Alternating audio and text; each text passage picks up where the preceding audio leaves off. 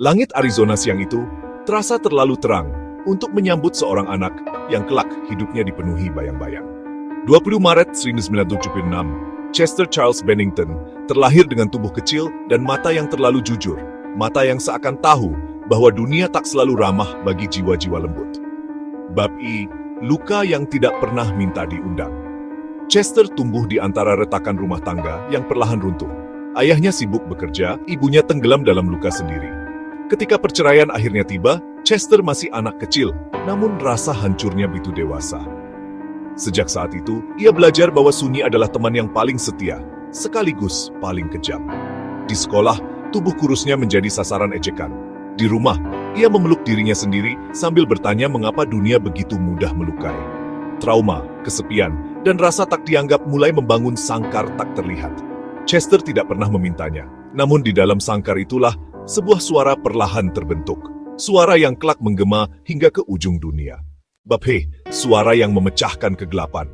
Ketika remaja sebayanya bermain bola atau berpacaran, Chester justru menarik diri ke ruang-ruang sepi, menulis puisi suram, menggambar dunia yang tidak menghakimi, dan bernyanyi diam-diam. Musik menjadi pintu keluar, meski masih kecil, meski masih bergoyang. Namun hidup tidak membuatnya mudah. Dalam keputusasaan, Chester terseret ke pusaran alkohol dan narkoba. Namun justru dari jurang itulah ia menemukan satu-satunya hal yang tidak pernah mengkhianatinya. Suaranya. Ia memulai karirnya bersama band Grey Days. Suaranya masih kasar, masih mencari bentuk, tetapi ada sesuatu di sana. Sesuatu yang mentah, sesuatu yang memanggil. Seperti teriakan seseorang yang tenggelam, tapi masih berharap ada yang mendengarnya. Babeti, pertemuan takdir dengan api. Saat kabar tentang audisi band bernama Xero sampai padanya, Chester merasakan sesuatu yang jarang ia rasakan, harapan. Ia merekam vokalnya dengan teliti, menaruh seluruh rasa sakit hidupnya ke dalam demo itu.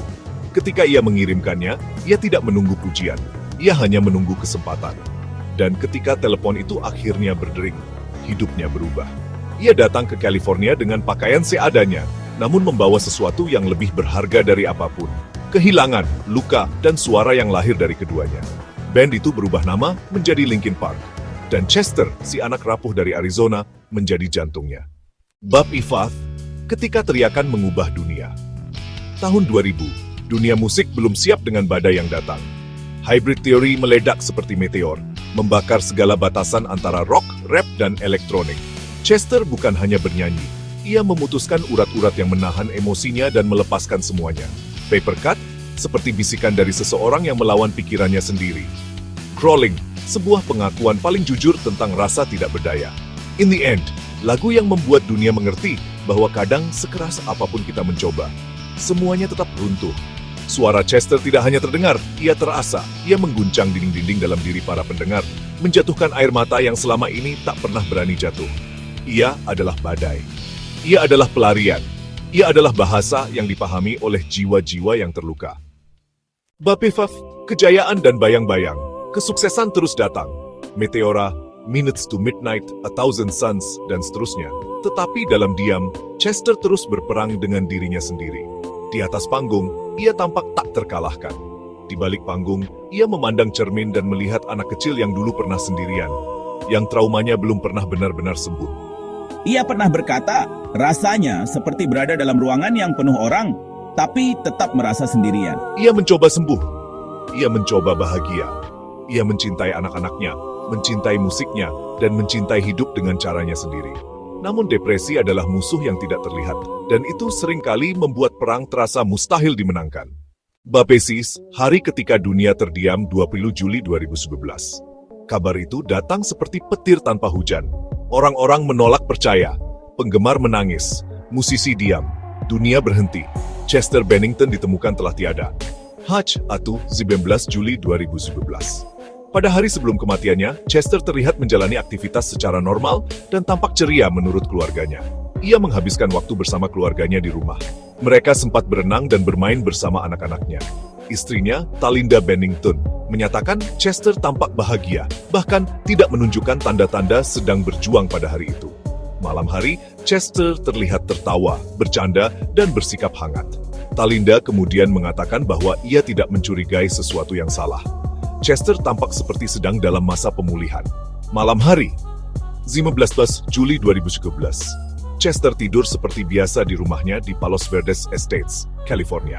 Keluarga juga berada di rumah malam itu. Tidak ada pertengkaran, tidak ada kejadian besar, tidak ada perubahan perilaku dramatis. Ini membuat peristiwa esok hari menjadi sangat mengejutkan bagi seluruh keluarga. 20 Juli 2019, hari kematian pagi hari. Sekitar jam 9 pagi, petugas rumah yang bertugas datang untuk melakukan pengecekan rutin di rumah Chester. Saat itulah, penemuan Chester ditemukan tidak sadarkan diri dan telah meninggal di salah satu kamar. Ia meninggal dengan cara gantung diri menggunakan sabuk yang diikat pada pintu kamar. Petugas rumah langsung menghubungi 911. Pihak kepolisian tiba dan menetapkan waktu perkiraan kematian berada pada jam 7 pagi. Perkiraan berdasarkan kondisi tubuh dan suhu lingkungan. Pemeriksaan tempat kejadian polisi Los MPD melakukan investigasi cepat. Tidak ada tanda-tanda perlawanan atau tindak kriminal. Tidak ditemukan surat wasiat. Ada kadar alkohol rendah di tubuhnya, tetapi tidak ada obat-obatan terlarang. Rumah dalam kondisi normal, tidak ada tanda kekacauan atau penggunaan sedatif. Laporan ini mengonfirmasi bahwa kematian Chester bukan akibat pihak lain, murni tindakan bunuh diri. Sisi emosional dan konteks hari-hari menjelang kepergian. Walaupun sehari sebelumnya Chester tampak bahagia, beberapa faktor kunci disebut oleh keluarga dan rekan-rekan dekat. 1. Depresi kronis. Chester berjuang dengan depresi sejak remaja dan pernah menyebut bahwa suara-suara gelap itu datang secara tiba-tiba dan kuat. 2. Trauma masa kecil. Ia mengalami pelecehan saat kecil. Trauma ini menghantuinya sepanjang hidup.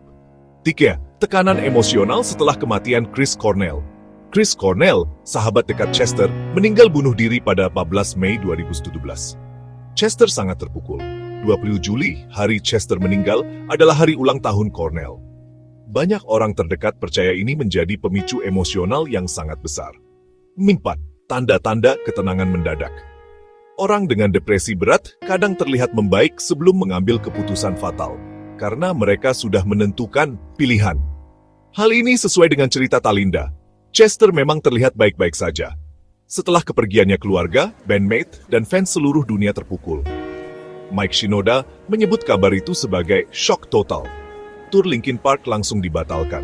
Ribuan fans membuat tugu spontan di ratusan kota. Warisan Chester terus hidup lewat musik dan pengaruhnya terhadap kesehatan mental publik. Video konser terakhirnya diputar ulang oleh jutaan orang. Senyum terakhirnya, teriakan terakhirnya, pelukan terakhirnya, semuanya terasa seperti potongan puzzle yang tiba-tiba tidak lengkap lagi. Babes Lita, suara yang tidak akan pernah padam. Meski Chester telah pergi, warisannya tidak pernah pudar. Setiap kali Numb diputar dengan volume tinggi, seakan ada tangan tak terlihat yang meraih jiwa. Setiap kali Breaking the Habit menggema, seseorang di luar sana merasa sedikit lebih dimengerti.